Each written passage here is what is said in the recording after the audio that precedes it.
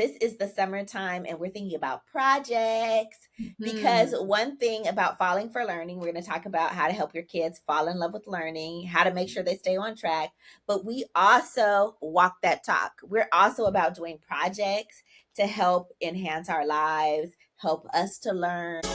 Hi, thank you so much for joining the Falling for Learning podcast. I am T.D. Flenaugh. We have this podcast to help parents and caregivers with having the resources, strategies, and tools needed to make sure that their children are on track for learning and to stay on track for success.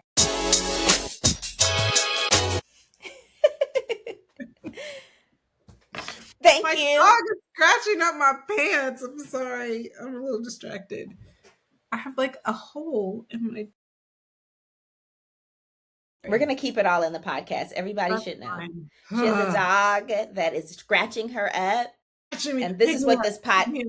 And this is what this podcast is all about, navigating the ups and downs. If it's your dog, if it's your kid, if it's your job, Yes. like we're navigating that. We're This is going to my show favorite. you what to do. Tell us This what is you're my doing. favorite. Tell us how you're processing this. Man, because this is my favorite one and done outfit. Is my favorite one, and now I have a little hole in it where my dog's caused and caught in there. That's okay. It's okay. Is the dog going to have consequences, or you don't She's give this gonna have dog? she's gonna have consequences for sure. For sure. Okay. Can you tell us what those are, or not on camera? I don't want anybody to call the Humane Society on me right now. I would put her out, but then she would just be scratching on the door and whining and loud. So more damage on the door. Okay. Yeah, we'll be fine. All right. It's just giving me an excuse to go shopping. It's fine. Oh, I love that. I love that bright side, right? Shopping time. Speaking of shopping, this is the summertime and we're thinking about projects because one thing about falling for learning, we're going to talk about how to help your kids fall in love with learning, how to make sure they stay on track, but we also walk that talk. We're also about doing projects to help enhance our lives, help us to learn, right? And one of the things, we're both educators. How do we renew ourselves, right? Because a lot's happening and it's easy to get overwhelmed and to get burned out and all the things. So projects today, you do not want to miss this episode because we're going to be talking about how to get your kid going with all the projects, fun learning integrated into your regular everyday lives. Okay, so Lauren, we're going to start with you. We know that your dog has just scratched up your clothing. And So I'm going to learn how to sew. I'm going to go get some fabric. I'm going to go get some patterns off of Etsy, and I'm going to teach myself really? to make an outfit. No, probably not. But what are you actually going to do? But I do think about things that I've put off throughout the year because I'm teaching and I just come home and I'm like, I want to have some downtime. But I always have like these creative projects that I would like to get them, do. I would like to learn how to sew and make clothes and things like that. I actually was talking to my mother about that when she was in school. They made all of their dresses before they went out on a Friday night. They would buy the material throughout the week and they would work on it so that by Friday after class, they would have a brand new dress to wear to the sock hop or wherever they were going. Oh my gosh, that is so nice. But it's so similar, right? Because people will shop all week for for something. But that's I love that. I love that. So I do have a project that I do want to share with you that I've been working on. So I have a relationship with one of my dad's old friends who kept his horse on our property for many, many years. And as he's gotten older, it's just been increasingly harder for him to care for this horse. So we've been talking back and forth all year about, her name is Ellie Mae, about Ellie Mae's care. And he just recently said, hey, I think, you take care of dogs, you train dogs, you rescue dogs. I think you could work a miracle with this horse. I know nothing about horses. So part of my learning has been really going down this rabbit hole of, how to care for a horse, and not only care for a horse, but what are the, not just about the diet, but how do you know if a horse is healthy? Um, Looking at the structure that the horse is living in, like, is this an adequate structure? If there's something that this horse needs in order to have its food and its water, and do I put out all the food at one time? Like, all the different things about horses that I have to learn now. And it's actually been really fun, because it's forcing me to go outside. I'm outside more. I'm enjoying the sun. So this has become my summer project. And I've been working with contractors, looking at the barn, learning a lot about just kind of, a little bit of engineering going on, because we have some places in the barn that get a little flooded when it rains, and about, the way that the yard is sloping, and what we can do to kind of offset the water, kind of redirecting the water into other places by digging like little trenches, like all of these things that I'm learning. Meeting a lot of people who actually have horses and who have stables, and hearing their stories about how they came to be owners of horses, because it's not something that you just should do casually. Very expensive hobby. But I am also looking at perhaps creating a horse stall rental situation, where people who need a place to store their horse for the day. We have lots of rodeos and things of that nature here in Texas. So a lot of people have horses and might have a need for a place to store a horse during the day while they're doing other things. So, playing around with a lot of little business ideas, thinking about a summer program for kids, maybe teaching kids how to ride. I would not be doing that, but I'm hosting it. Maybe even working with some high schools, working with their FFA, their Future Farmers of America programs. Um, yeah, just lots of things, and it's exciting, it's invigorating, it's something new, it's challenging. Like I said, it's keeping me outside, and yeah, so that's my project that I'm working on. I am going out of town tomorrow. I am going to do a week long poetry professional development with the fellowship with the Yeah. Poetry Foundation. So I'm excited. I heard about it in March when I was at a conference, and I applied right then. I was like, I want to do this week long poetry thing. I mean, I have to get my own accommodations and flight and everything, but I wanted to be there. Like, yeah, because And tell us where it's going to be. it's going to be in Chicago. Mm. And So I'll be, specifically where in Chicago? well, I have, well, no, no, no. I think you're getting my other, I have another event in Chicago the Never mind. following week. So That's I right. have the Never Obama mind. Presidential Center event coming up. We're still taking donations, so the link will be in the show notes for that. So yeah, excited.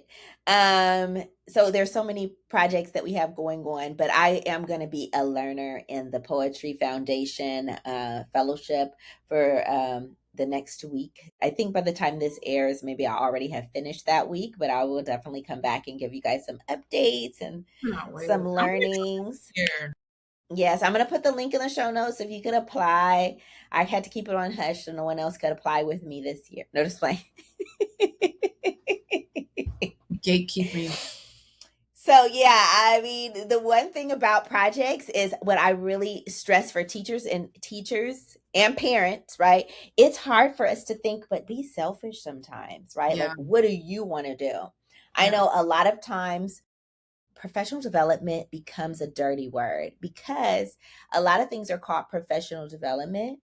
Like, we may have this hour after school or something, and it's like a mandated, you better get this done. You have until this date to get it done, and it is not something that we're interested in. It's not something that we want to do.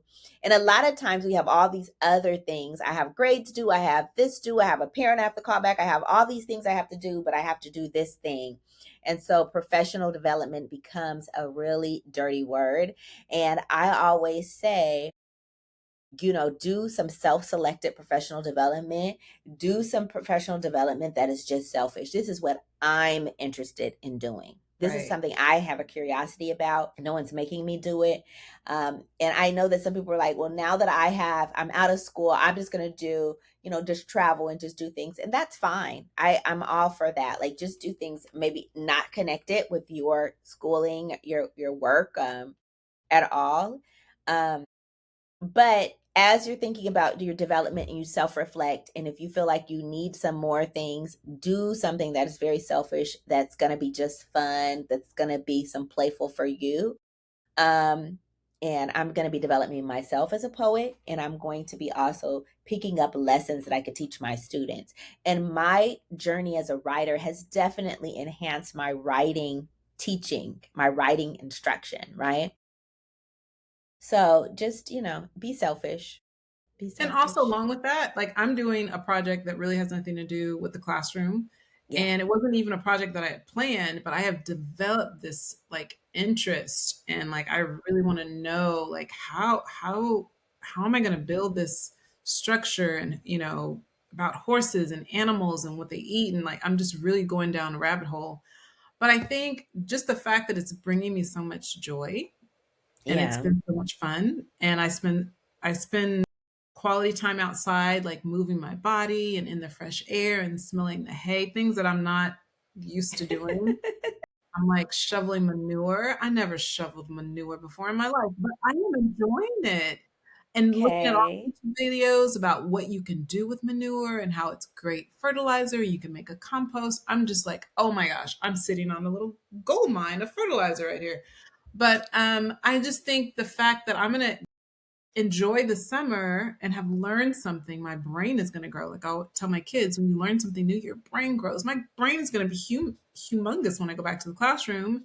And that's going to be good for my kids, because Yes. I will be in a place of having enjoyed my summer, having learned something. I am excited about learning. So I just think the enthusiasm of going back into the classroom to do, what we are called to do, and it's a passion, but it's also very hard work and it can be very draining. Yes. My cup is filled up, so I have actually something to pour from when school starts. And hey, we do have an animal unit, so I might be bringing in Yes. my slides and my horse. You never know. Bringing your horse in the classroom. I hear what There you're you go. saying. There you Show and go. tell, And making then room for the horse in right. the classroom. I might do. I mean, I had a cowboy theme last year. Maybe I might expand it to the ranch or something like that. Oh, okay. Have you ever watched this Netflix documentary called High on the Horse? No. Do I need to Check write it that down? out. High on. Yes, it talks about the history of cowboys. Oh, Yeah, I mean, one thing about it, so this is what blew my mind because they were like, cowboys were always black. yeah. Because they said nobody was called a boy. No man was called a boy except for black Mm, men. So they mm, said, so cowboys were always black.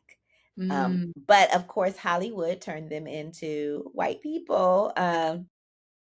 But so take a look at that documentary. Again, I'll put that in the show notes.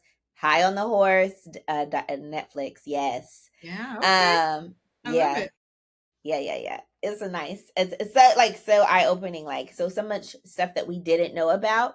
And Mhm. again, that selfish stuff, because teaching is life, right? Teaching involves so much of life.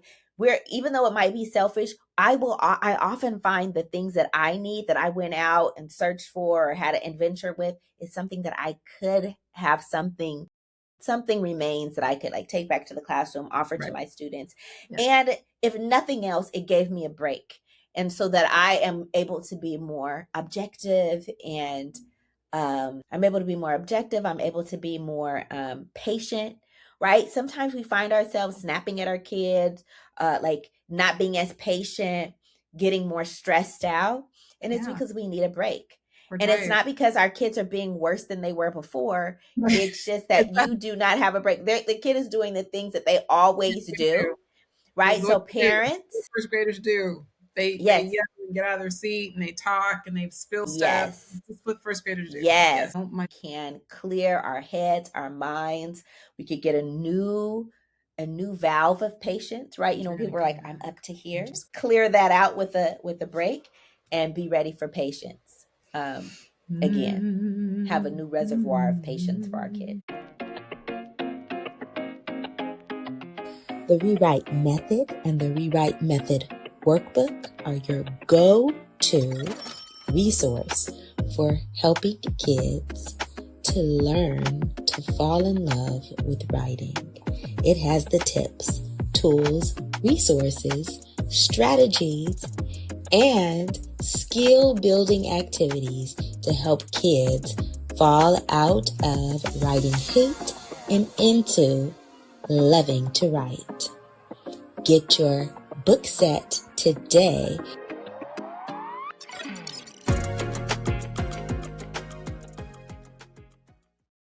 We need to make clear the air with a break. And being selfish is so important. There's so many times we cannot be. Oh, wait, are you rewarding bad behavior? Is this the dog that You know scratched what? you Yes, up? I am. I Okay. just did the thing I said I wasn't going to do. I was like, I'm not going to pick you up, but she's making a Parents and point. educators, do not reward bad behavior. This is what Lauren's doing.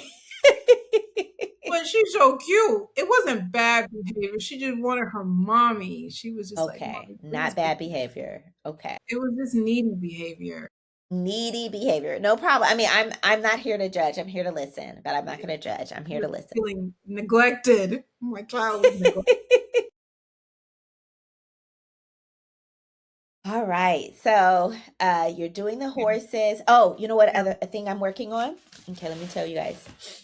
I was in the writing project. I am still part of the writing project, but one of the things we talk about, like we used to do this Writers Anonymous, where we would meet once a month, and then we would start with it, like Writers Anonymous, Alcoholic Anonymous, whatever.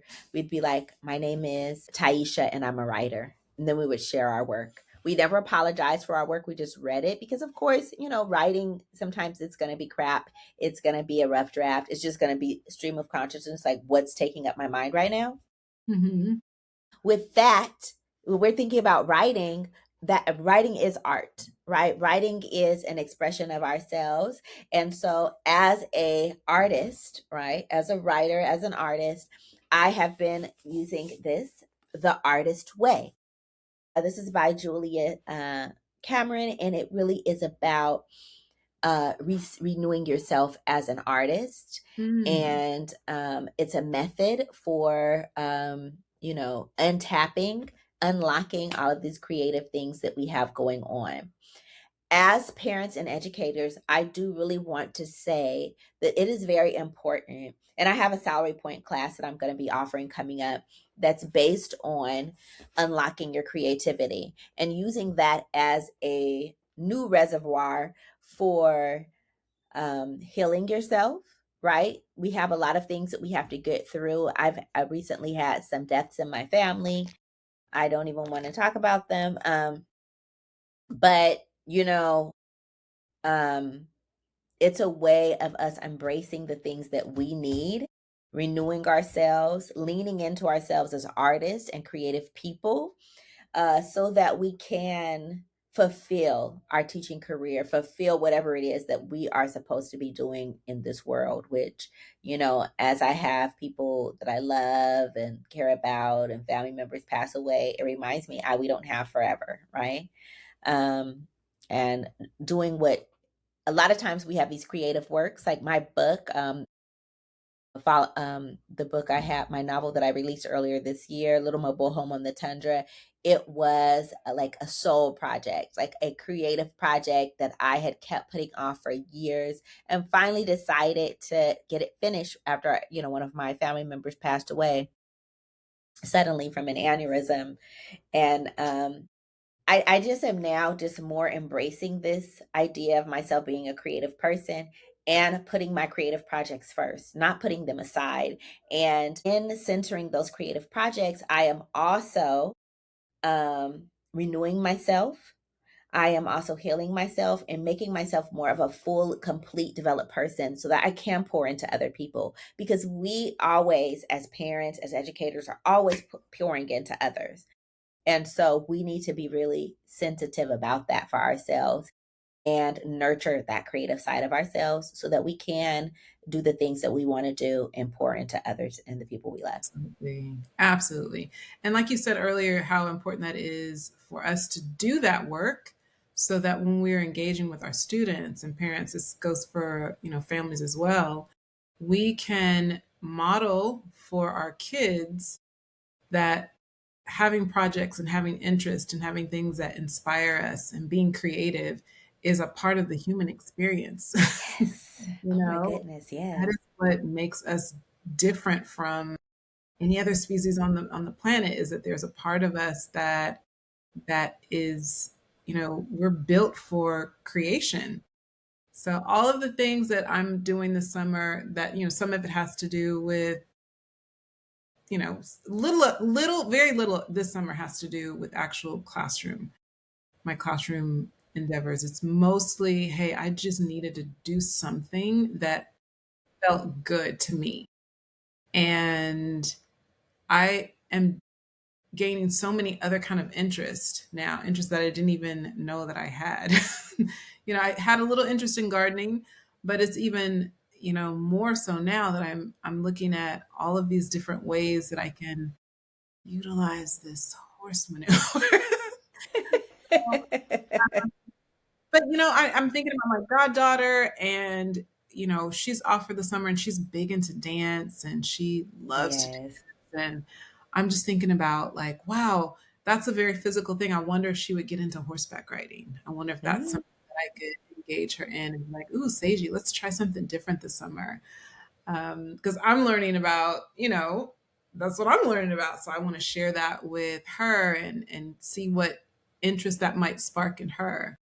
yeah. Uh, and who knows? I've been looking at so many women that own horses, because I'm looking at, women horse owners, communities of horse owners. And I'm thinking, like, I need to find women like myself that have horses, and they're out there.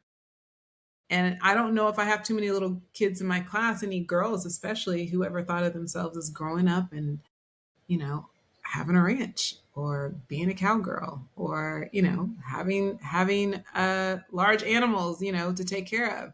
But it's inspiring to see that, because of this little project that I took on, that I was blessed with, that so many different things are pouring out of me that I feel like are going to be useful to my students, to my little family. I even had my cousin out here a couple of weeks ago, trying to recruit him to help me haul some stuff out of our shed.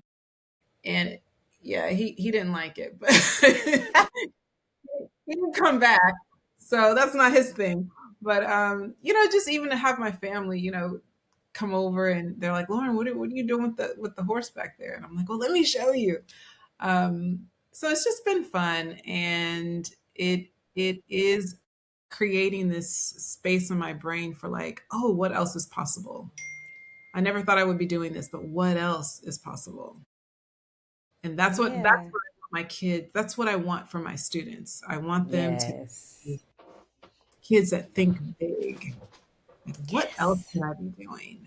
You know, Ooh. reading books takes you to so many different places. What could I be? Where could I go if I could just pick up a book and read it fluently?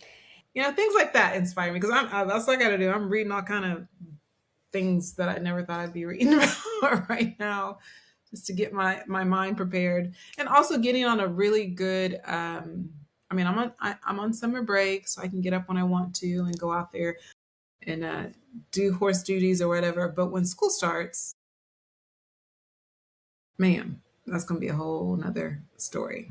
That's going to be, Yeah, I'm so glad you brought this up because that's one of the things that we have to keep thinking about is what really brings forth the full development of our children. When we're talking about getting them on track for success, presenting to them all the different ways in which they can grow and develop, and opening them up for possibilities that they would not usually have.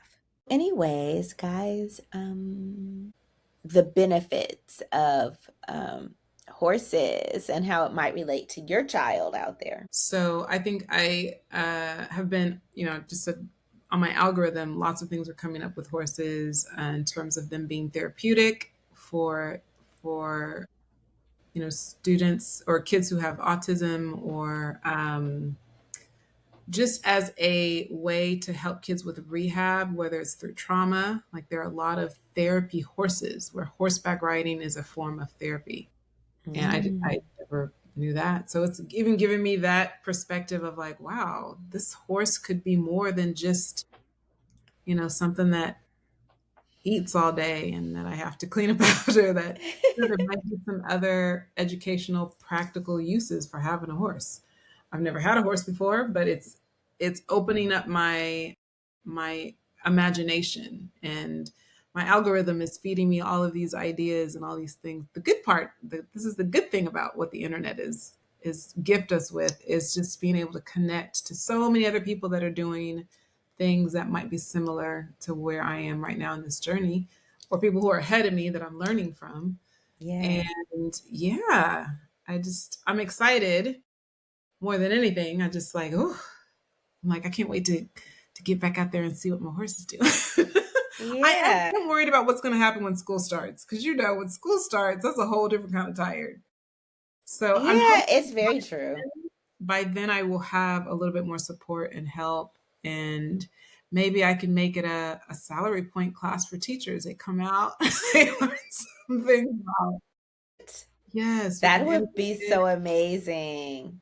Mhm.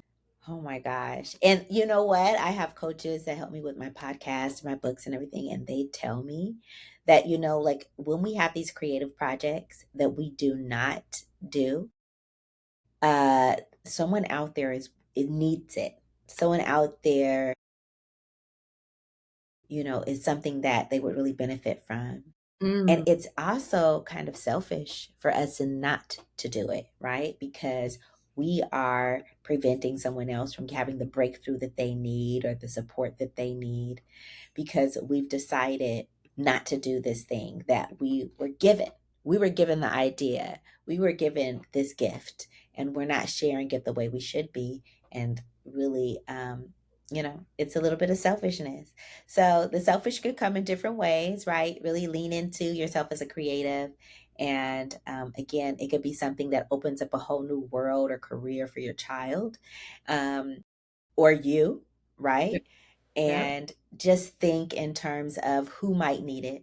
Because, like I said, the things that I need, that I'm out there exploring or being, really expressing myself, growing through, healing through, is something that often I find my students need, right? But also, there could be other people out in the world that need it too, besides your kids. Maybe someone else's child needs it. Maybe another teacher needs it. Maybe another homeschool parent needs it.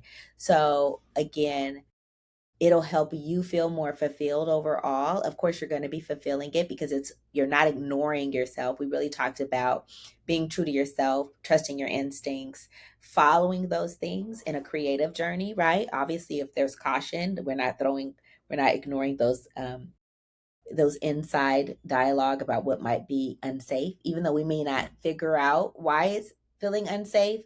But just really just listening to that. The same thing with our creative voices. Like I've been given this project that I need to, I need to finish this book. I need to, whatever it is in your mind, and you're ignoring it, it's something that's going to be for you and not just yourself, but the world as well. Yeah. Very well said. Very well said. Well, I really enjoy that you talking with you today, Ms. Moseley, and thank you those of you out there who've tuned in to the Falling for Learning podcast. We're in season 4. We're living, we're growing, we're learning, and do something today that's going to give your child the competitive advantage. Thank you so much. Thanks again for supporting the Falling for Learning podcast.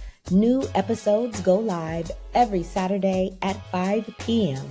You can watch us on youtube.com at Falling for Learning, or listen on all major podcast platforms such as Apple, Google, Audible, Spotify, and much more. For more resources, visit fallinginlovewithlearning.com. We really appreciate you. Have a wonderful week.